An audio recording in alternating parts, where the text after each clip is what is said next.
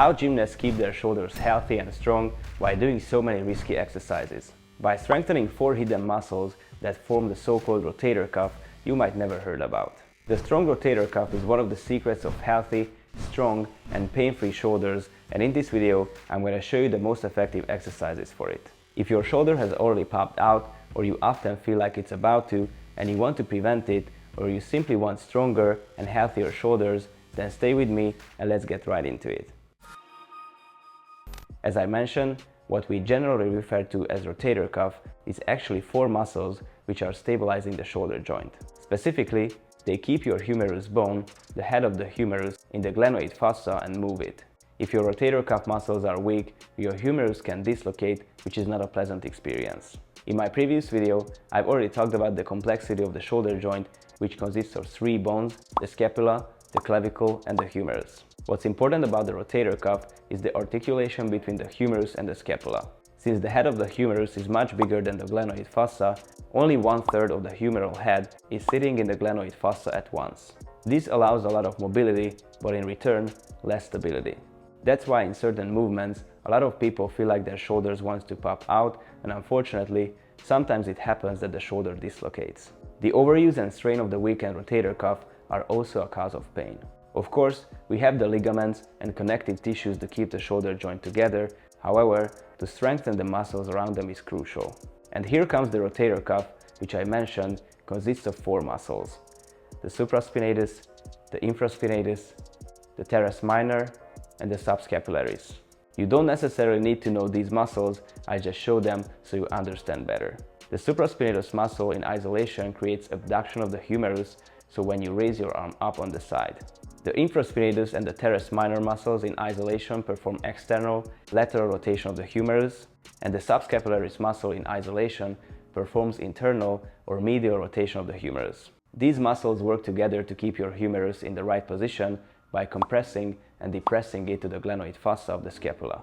Besides this function, they work in all exercises which contain the movements I just mentioned. These include not only the basic exercises such as the inverted rows and pull-ups, but the more advanced moves like muscle-ups and one-arm chin-ups.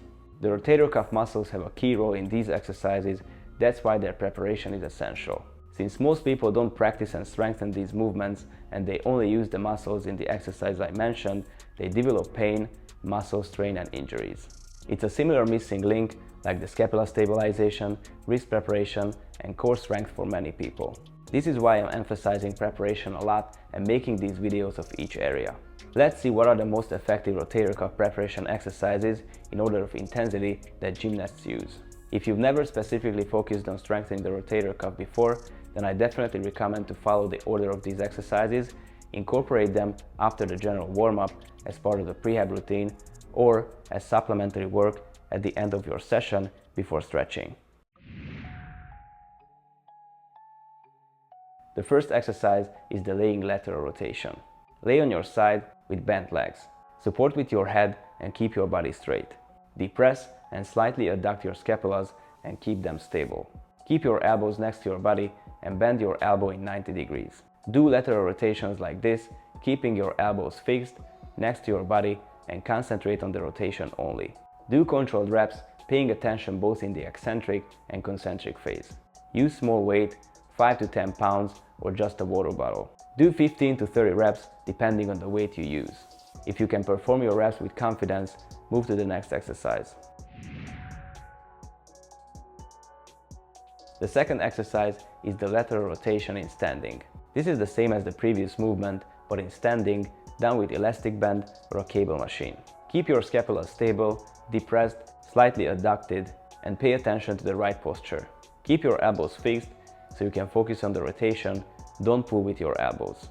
That's why it's important to work with lower resistance, because the point of these exercises is to isolate the muscles and develop basic strength, not to pump with heavy load. If that helps, squeeze a towel between your trunk and arm so you can keep your elbow fixed. Do 15 to 30 reps depending on the intensity, and if you want to level up, try the next exercise. Another more complex and one of my favorite rotator cuff exercises is the Cuban rotation or Cuban press. With this exercise, you can work on both sides at the same time and develop your rotator cuff muscles in a more complex way. Before you start doing this exercise, try the movement itself first.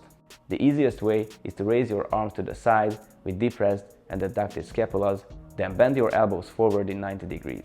You need to have a 90-degree angle between both of your forearms and upper arms and the upper arms and trunk. From here, rotate your arms backward while keeping your elbows and upper arms fixed.